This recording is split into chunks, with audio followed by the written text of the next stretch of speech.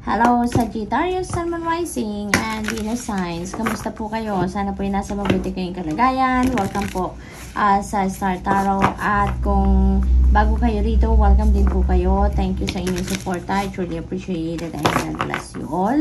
Tignan natin ang mga messages po ninyo. Sagittarius for November 26 to December 2nd. Unahin natin ang mga messages ninyo sa trinkets. O na mensahe ninyo through the trinkets is the owl. Ayan. So, si owl, this is about change and transformation and also intuition. Kaya most likely, no, Sagittarius, may mga na kayo dito, may mga pagbabago na gagawin sa buhay ninyo ngayon, sa iba't ibang parte ng buhay ninyo, and also divinely guided kayo. Kung ano man ang gagawin ninyong pagbabago, what are the things that you're going to create, no, sa buhay ninyo sa ngayon, divinely guided kayo. You're being led to that path. You are being led to make a change talaga, no? We have the steering wheel ng ship. Napakaganda nito because you are really navigating towards something dito. So maybe ito yon, yung mga pagbabagong ito, maaring yun talaga ngayon ang ginagawa ninyo. Maaring nagsimula na kayo ng mga pagbabago, ng pag-i-implement ng mga changes na ito sa iba't ibang parte ng buhay ninyo, no? Maari din ganon. Maari din na you are really heading towards the direction wherein talaga ito yung gustong-gusto ninyong mangyari. Ito yung talaga matagal na ninyong pinagplanuhan, yung mga ganon, ano? Maaring this is something new na you've never done before, no? Maaring first time ninyong gagawin ito, no? Maaring first time ninyong tatahakin ang daan patungo dito sa kung ano man itong binabalak ninyong gawing pagbabago. Maaari din ganon. But regardless, no, kung saan kayo papunta, ano man ang inyong ginagawa, you are really going to talagang magsisikap kayo. Pagsisikapan nyo talaga to. Pag-iigihan ninyo na marating ninyo kung ano yung gusto ninyong gawing pagbabago dito, no?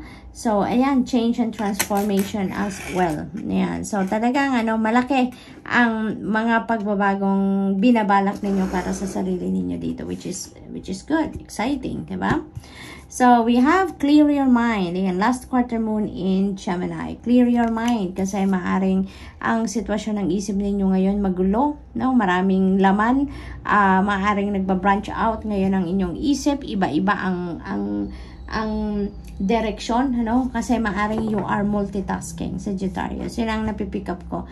Maybe you are multitasking, you are taking care of 1 or 2 or 3 things, no? At once, kaya medyo magulo na, no? Medyo hindi na kayo nasa focus, wala nang concentration, kaya you're being advised here to clear your mind, no? Nang sa gayon makapag-focus kayo doon sa kung ano yung inyong pinaka-priority, no?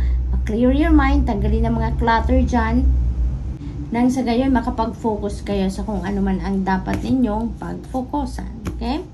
So, we also have full moon in Aquarius. Ayan. So, merong talaga dito pagbabago magaganap dahil there is something that is coming to one end. No? We have full moon resonates with endings, kaya meron kayong tatapusin na dito. You are ready to close some doors sa buhay ninyo because you are also ready to embrace newness, no? You're ready to open new doors para sa buhay ninyo. So magpakatotoo kayo, no, Sagittarius. Be real, be authentic, no? Palabasin ninyo yung inyong authentic self, kung ano talaga yung nasa loob ninyo, kung ano talaga yung gusto ninyo, i-push ninyo, no? Don't suppress kung ano man ang inyong nararamdaman, kung ano ang iyong gusto, maging totoo kayo, no? Think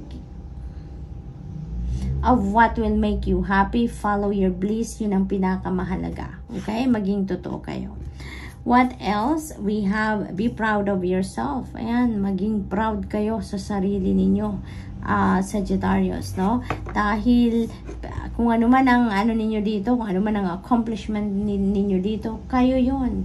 Pinaghirapan ninyo yan, pinagtiyagaan ninyo yan, kayo yon, effort ninyo yan. Kaya maging proud kayo sa inyong sarili, okay? Proud kayo sa accomplishment ninyo. Maging proud kayo sa mga achievements ninyo because you worked hard for it. Hindi lang yan binigay sa inyo. You earned it, kumbaga. So, we have look in a book. Ayan, maybe ang iba sa inyo dito sa Sagittarius is asking for guidance, no, from the divine. Maring nagdadasal kayo, naggabayan kayo, bigyan kayo ng kalinawan sa isipan, bigyan kayo ng enlightenment, clarity, yung gano'n, ano. At makikita nyo yan, no, ang kasagutan dyan ng divine universe, ng mga angels ninyo is bibigyan kayo ng gabay through a book, no. Kaya be aware kayo sa pagbabasa ninyo, no, na may mga sentence diyan, phrases or maybe words na talagang will strike you, no, at mararamdaman niyo din naman yan if that message is for you, na kung ang mababasa ninyo is yun ang kasagutan sa inyong mga tanong, sa inyong hinihinging guidance, no, mararamdaman din ninyo yan, kaya malalaman ninyo na yun ang sagot, no, sa inyo. So, we also have asked for help. Ayan. So, always remember, Sagittarius, na help is always available to you, no? Kahit anumang klaseng tulong ang kailangan ninyo, always, no? Always. Lagi at laging meron kayong tulong na makukuha. You just need to reach out to people. You just need to ask for help, no? Kasi, di ba, hindi naman automatic yun na may problema tayo, may taong lalapit sa atin para tulungan tayo.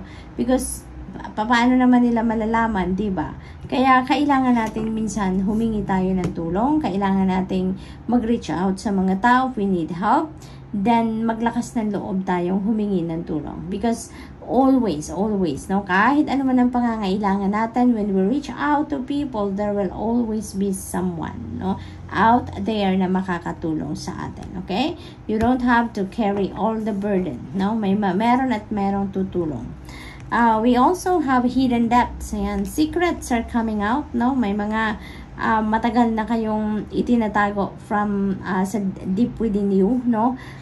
Dito na maaring ilabas nyo na, i-disclose nyo na, i-share nyo na, no?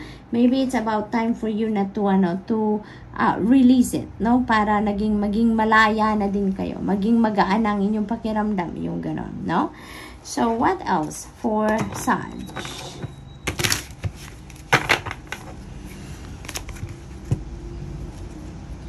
We have Nine of Pentacles. Napakaganda. This is reward, no? This is reward. A financial reward ito ng mga pinagsikapan ninyo, pinaghirapan, pinagtiyagaan. Ito na yung time ninyo para nang sa gayon ma-experience ninyo ang financial comfort. Ito na yung time para ma-experience ninyo yung kaluwagan, no, pagdating sa pangkaperahang aspeto, no?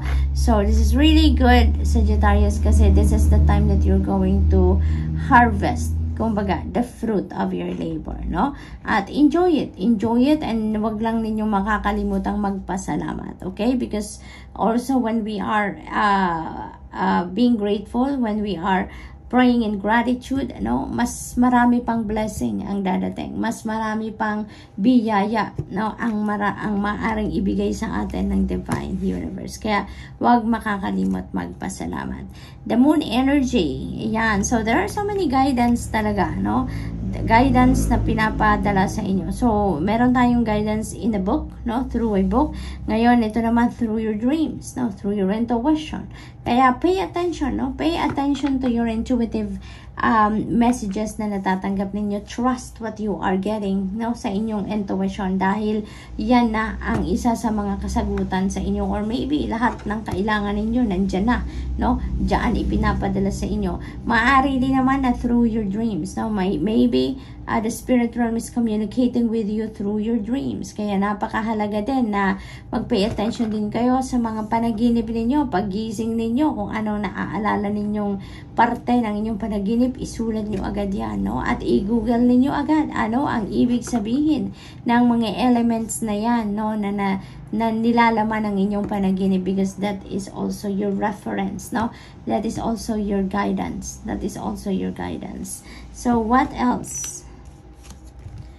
We have Seven of Wands. Ayan. So, maybe you may need dito to be, to defend yourself, no? maaring on the defensive mode ang iba sa inyo dito. Maybe may sitwasyon kayo dito na kailangan ninyong depensahan ang inyong sarili, protektahan ninyo ang inyong sarili from other people, no? Ang napipick up ko din dito, you may need to defend yourself or defend or protect your position. Maaring position ito sa trabaho, no? So, maaring may nagkaka-interest sa trabaho ninyo, yung ganoon sa posisyon ninyo sa trabaho, kaya kailangan ninyong protektahan yan, no? Dahil that is yours, no? Maaring napunta yan sa'yo dahil na-promote ka or talagang pinaghirapan mo, kaya binigay sa iyo yan. But maybe other people, you know, maaring merong nangiintriga or maaring kung ano-ano pa mga ginagawa, no?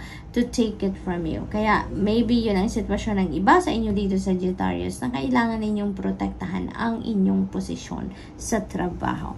So, that's not going to resonate with everyone, so just take as it resonates. And that's all I have for you for the week. I hope nakatulong ang mga mensahe ito in some way. Thank you for watching. Love and light. Namaste.